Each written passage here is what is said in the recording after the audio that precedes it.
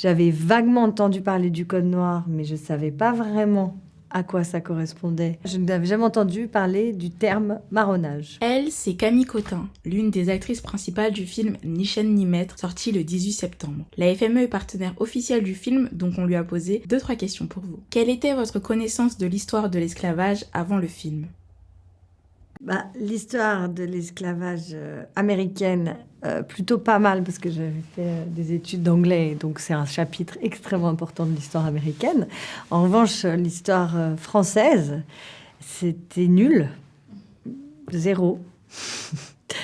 Enfin, je veux dire, c'est pas quelque chose que j'avais étudié. J'avais vaguement entendu parler du Code noir, mais je savais pas vraiment à quoi ça correspondait, pourquoi ça avait été créé. Je ne savais pas quelle était la position de l'Église catholique sur l'esclavage.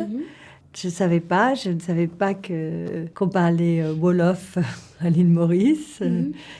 Je savais rien. Je n'avais jamais entendu parler du terme marronnage. Voilà. Comment le film a-t-il éclairé votre vision historique de l'esclavage en France ?